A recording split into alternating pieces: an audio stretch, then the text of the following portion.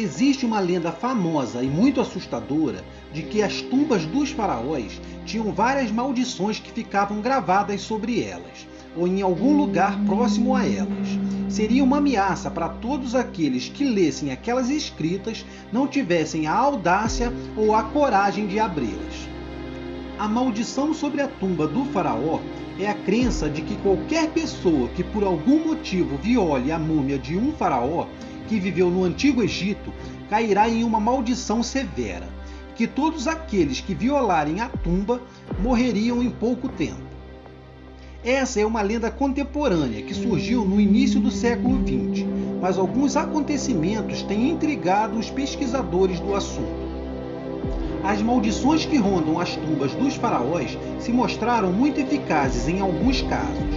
A maldição associada à tumba do faraó Tutancâmon, que fez parte da 8ª dinastia, é sem sombra de dúvidas a mais famosa de todos os tempos.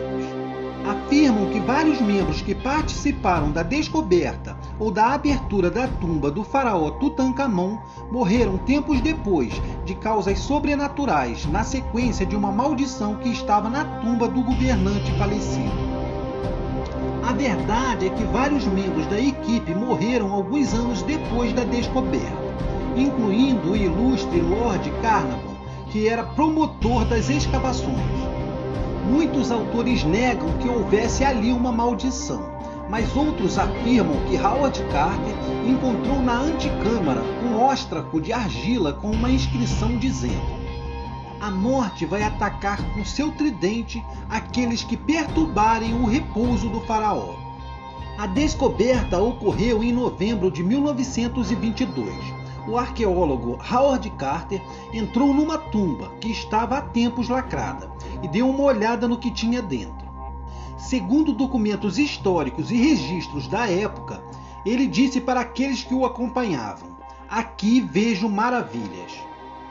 Era a tumba do faraó Tutancâmon e estava cheia de tesouros e beleza, mas o que eles não sabiam é que ela carregava com ela uma maldição descrita como terrível por muitos anos depois. E essa história da suposta maldição do túmulo do faraó até hoje é tema de especulações intensas, tanto para pessoas que testemunharam e acreditaram, quanto para os investigadores que as desmentem. Esses acontecimentos já têm quase 100 anos e mesmo assim ainda intrigam muita gente. E mesmo após tanto tempo, a descoberta do túmulo do faraó Tutancâmon foi considerada a maior descoberta da história da egiptologia.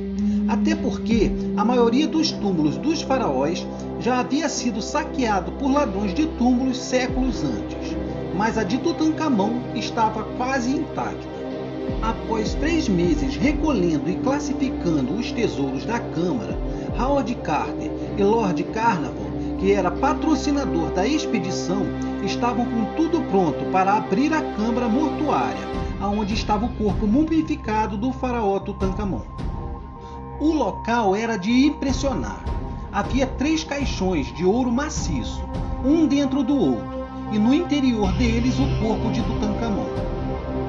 Tempos depois, quando tudo parecia ir muito bem, coisas muito bizarras começaram a acontecer, e aconteceram numa sequência assustadora.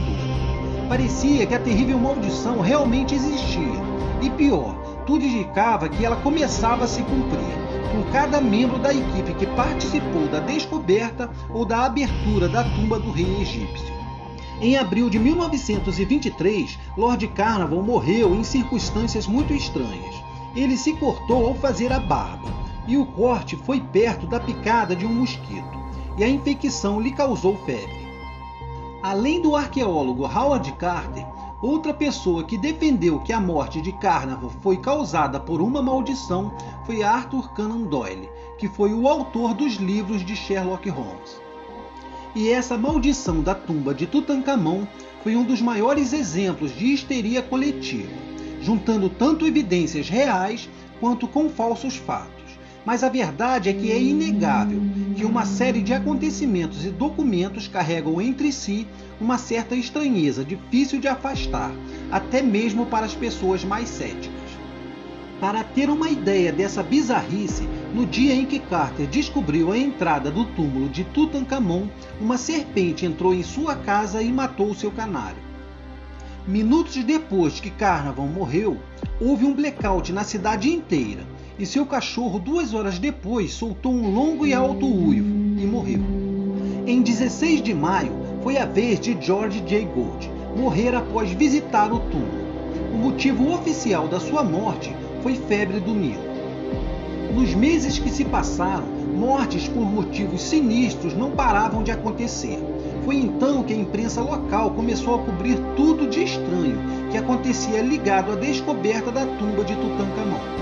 O príncipe Ali Kemun Fame e o milionário sul-africano Rolf Joel foram assassinados, e o deputado britânico Aubrey Herbert ficou cego e depois faleceu de envenenamento no sangue, enquanto fazia uma extração dos dentes para tentar restaurar a sua visão. Todos esses que foram citados estavam entre os primeiros visitantes do túmulo de Tutankhamon, e as suas mortes tiveram diferenças de poucos meses. Além de tudo isso, Herbert era irmão de Carnarvon, o que deixou seus familiares ainda mais assustados. No ano de 1924, ocorreram ainda mais mortes. Archibald Douglas, responsável pelo raio-x do faraó Tutankhamon, morreu de uma doença não identificada. Hugh Evelyn White morreu logo depois, escrevendo com sangue: "Sucumbi a uma maldição", e logo depois se enforcou. Em novembro de 1924, Lee Stack, governante britânico do Sudão, foi morto a tiros nas ruas do Cairo. Ele também foi um dos primeiros visitantes do túmulo de Tutankhamon. Você acha que é muita coincidência? Howard Carter deu um presente para o seu amigo Bruce Egan, um peso de papel que nada mais era do que uma mão mumificada, com uma pulseira de escaravelho, e que tinha uma inscrição: "Amaldiçoado seja aquele que move o meu corpo. Para ele virá fogo, água e pestilência." 2 meses depois, a casa onde Egan morava pegou fogo. Ele a reconstruiu e ela foi inundada anos depois. Em 1926, foi a vez de George Benedict, do Museu do Louvre, que morreu 1 mês depois de visitar a tumba. Aaron Amber, outro dos primeiros que visitaram, morreu no mesmo ano após a sua casa pegar fogo. Austin Mace, principal ajudante de Carter, morreu em 1928 envenenado por arsênio. Em 1929, morreu Rick Bethel, um documentador da expedição. Morreu sufocado sem explicações em sua cama. Ainda em 1929, o pai de Bethel se jogou do 7º andar, deixando uma nota de suicídio. Outro meio-irmão de Carnarvon teve o mesmo destino, morrendo de pneumonia causada por malária. Em 6 anos, foram pelo menos 13 pessoas que se envolveram de alguma forma na descoberta da tumba, que morreram de uma forma no mínimo estranha. Alguns até acusaram o próprio Carter de querer usar o medo com a maldição para evitar que outros fuçassem a sua descoberta.